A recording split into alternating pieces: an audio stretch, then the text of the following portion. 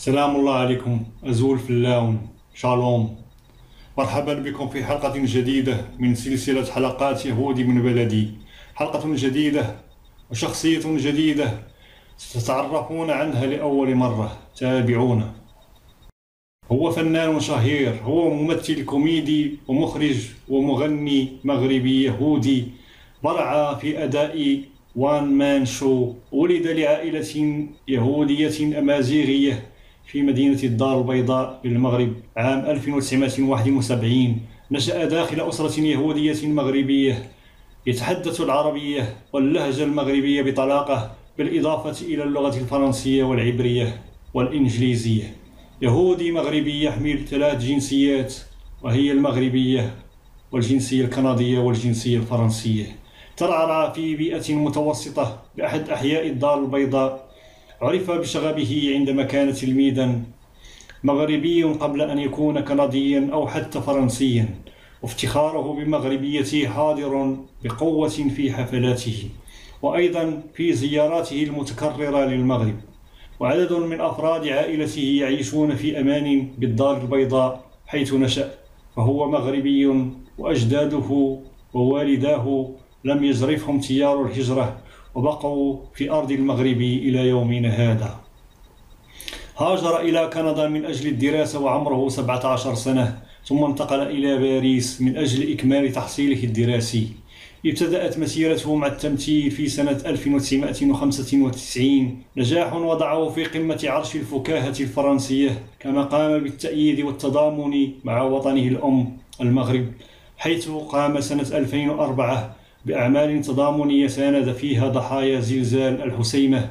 عام 2006 اختاره الفرنسيون ليكون الفنان الكوميدي الفرنسي الأول. هذا موجز من حياة هذه الشخصية الذي يعد من أشهر الفنانين الكوميديين في العالم، أكثرهم حضورا في وان مان شو بجل اللغات، وهو موضوع حلقتنا لهذا اليوم من سلسلة يهودي من بلدي. فمن يكون هذا الرجل المغربي الذي أضحك كل المغاربة يهودا ومسلمين في كل العالم؟ سيرته الذاتية: هو قاد المالح، ممثل كوميدي ومخرج ومغني وفنان مغربي يهودي. ولد لعائلة يهودية أمازيغية في الدار البيضاء بالمغرب في 19 أبريل من سنة 1971. نشأ داخل أسرة يهودية مغربية يتحدث العربية واللهجة المغربية بطلاقة، بالإضافة إلى اللغة الفرنسية والعبرية والإنجليزية. يهودي مغربي يحمل 3 جنسيات، المغربية والكندية والفرنسية. ترعرع قاد المالح في بيئة متوسطة بأحد أحياء الدار البيضاء. برع في أداء وان مان شو، غزا قلوب الجماهير مثلما غزا قلوب المشاهير. وكانت أميرة موناكو إحدى المعجبات به وبفنه قبل أن يتزوجها ويتطلقا بعد سنوات. نبذة عن أصوله وعائلته. قاد المالح هو نجل دافيد المالح. ولد دافيد المالح حوالي عام 1940 في الدار البيضاء، وهو ابن جودة المالح وسمحة. يعمل تاجرا، وكان يحب ممارسة فن التمثيل الصامت ومسرح الميم في أوقات فراغه وشغفه بالمسرح. إنه عاشق كبير لهذا الانضباط الفني، حتى أنه انضم إلى سيركل أميكال فرنسي دو كازابلانكا في سنة 2022. أم قاد المالح هي ريجين أيمار بن سميحان. ولدت ريجين سنة 1955، وهي تستثمر في تجارة الكسكس المغربي.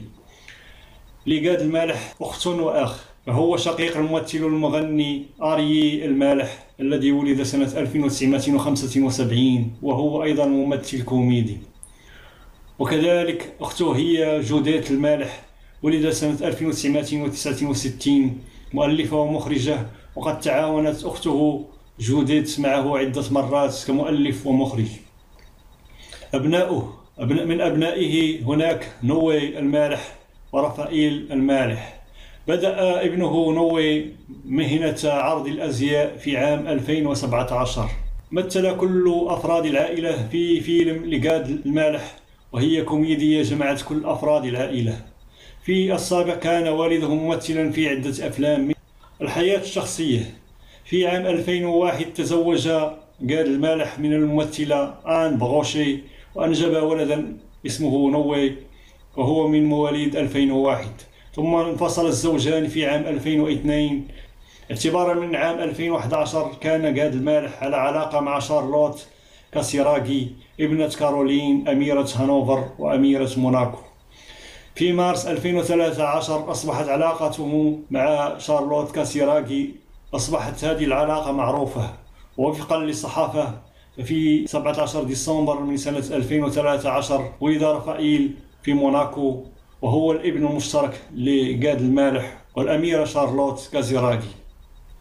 انفصل الزوجان في عام 2015 ولم يتم تضمين الابن في خلافة عرش إمارة موناكو، لأنه في عام 2002 قام جده الأكبر الأمير رينيي بتغيير الدستور على هذا النحو الذي لا يجيز لابن جاد المالح رفائيل بأن يصبح وريثا للعرش في إمارة موناكو. مسيرته الدراسية: تلقى جاد المالح تعليمه الثانوي في مدرسة موسى بن ميمون اليهودية، حيث يدرس اليهود والمسلمون، ثم في مدرسة اليوطي الثانوية. عرف بشغفه عندما كان تلميذا في ثانوية اليوطي، وهروبه من مدرسة البعثة الفرنسية عندما كان مراهقا ليرافق المشاغبين مثله لكنه في الأحياء الشعبية. وعرف عنه أيضا عزفه على آلة القيطارة. تنبأ له أساتذته بالفشل لكنه خيب ظنهم، حيث أصبح من كبار الكوميديين في فرنسا وخارجها.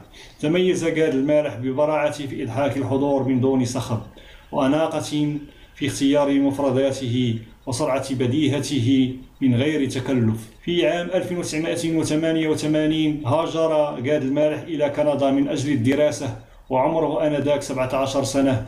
مكث في مونتريال لمدة 4 سنوات، حيث درس العلوم الإنسانية في سان لوران، ثم العلوم السياسية في جامعة ماكجيل.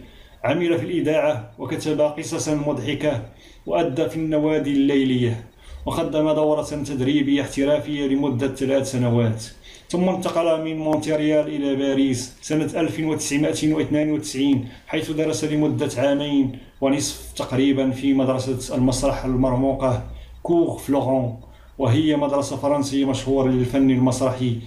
مسيرته المهنية: منذ أن كان في 5 من عمره صعد جاد المالح على خشبة المسرح إلى جانب والده، وقام بأول خطواته في التمثيل الصامت للإعلان عن أرقامه باستخدام لافتة.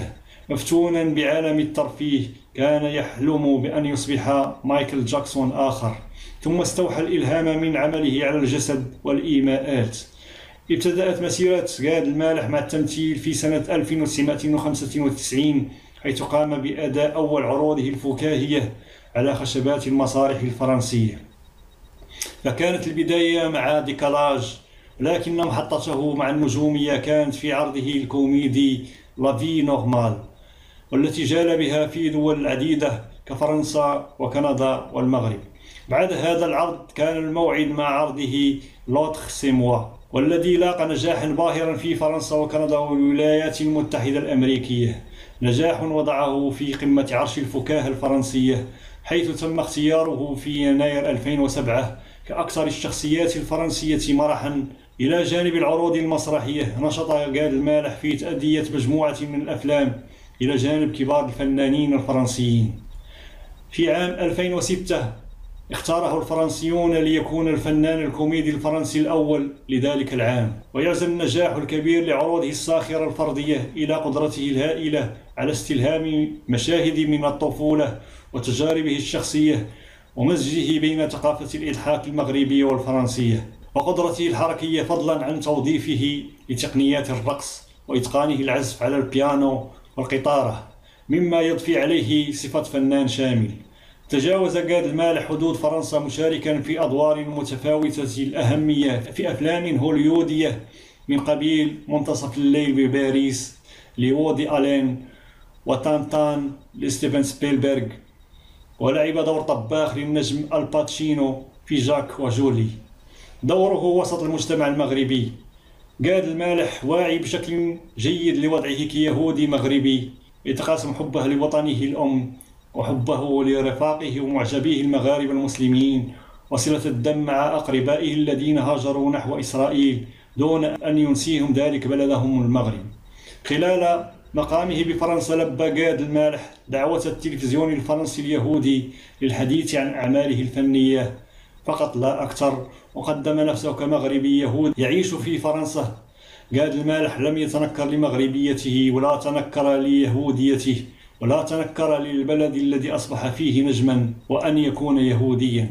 قام سنة 2004 بأعمال تضامنية ساند فيها ضحايا زلزال الحسيمة بالمغرب الذي حدث في 24 فبراير سنة 2004. مشاركته وإقامة السلام بين العرب وإسرائيل. يشتهر قاد المالح بمناصرته لقضايا المغرب واليهود المغاربة، كما يعتبر رجل سلام يعمل من خلال فنه على التشجيع على الحل السلمي بين إسرائيل وفلسطين. وقد اضطر إلى إلغاء حفل له في مهرجان بيت الدين بلبنان بعد أن قامت ضده حملة لم يستطع تحمل ما تعرض له من انتقادات وحملات إعلامية معادية له فوجئ بها من قبل قناة المنار التلفزيونية التابعة لحزب الله الإرهابي، والتي بثت صورة فوتوغرافية لقاد المالح يظهر فيها مرتديا بدلة عسكرية إسرائيلية ويحمل سلاحا ناريا، وهو ما نفاه تماما مدير أعمال المالح. كما أن تلك الصور التي بثتها القناة مزيفة ولا أساس لها من الصحة. لم يستكمل قاد المالح جولته الفنية في لبنان وقرر العودة إلى المغرب احتجاجا على ما وجده في لبنان من استقبال لا يليق به. عرف بانتقاداته الشديدة للفنان الفرنسي ديودوني الذي دأب على انتقاد السياسة الإسرائيلية، ووضع حدا لما يقوله معتبرا أن ما قاله ديودوني ليس فنا بل أداء معاديا للسامية يجب وقفه. افتخاره بمغربيته. خلال مقامه بفرنسا لبى قاد المالح دعوة التلفزيون الفرنسي اليهودي للحديث عن أعماله الفنية، وقدم نفسه كمغربي يهودي يعيش في فرنسا لم يتنكر لمغربيته ولا تنكر ليهوديته ولا تنكر للبلد الذي أصبح فيه نجما، وهو واعي بشكل جيد لوضعه كيهودي مغربي يتقاسم حبه لوطنه الأم توشيحات أوسمة وجوائز. في عام 2004 حصل قاد المالح على جائزة أفضل عرض فردي وان مان شو من مؤسسة المؤلفين الملحنين ومنتجي الموسيقى في فرنسا. وفي سنة 2006 حصل على جائزة أفضل عرض فردي وان مان شو من شركة الكتاب ومؤلفي الفن الدرامي. وفي عام 2006 حصل على جائزة كريستال جلوبس ووردز من قبل جمعية الصحافة الفرنسية لأفضل عرض فردي وان مان شو، وكذلك على جوائز NRJ سيني 2007، وكذلك على جائزة فيليكس سنة 2010 كأشهر فنان فرانكوفوني الأكثر تصويرا في كيبيك. وفي 2014 حصل كذلك على جلوب دو كريستال في أفضل عرض وان مان شو. وفي 2019 حصل على جلوب دو كريستال دونور، وكما حصل على جائزة سيزار كأفضل ممثل في 2004، وحصل كذلك في 2010 على بروتوس دي سينما كأفضل مخرج. كما حصل قاد المالح على وسام الفنون والآداب من رتبة فارس من فرنسا في سنة 2006، وكذلك على وسام الفنون والآداب من رتبة ضابط في 2011، وكذلك على فارس من وسام كيبك الوطني في 2017. كما حصل على دكتوراه شرفية في العلوم الإنسانية والاجتماعية من جامعة الأخوين بمدينة إفران المغربية في عام 2007 ودرجة الماجستير الفخرية.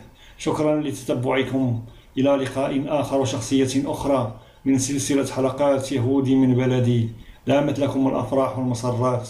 السلام عليكم ورحمة الله تعالى وبركاته.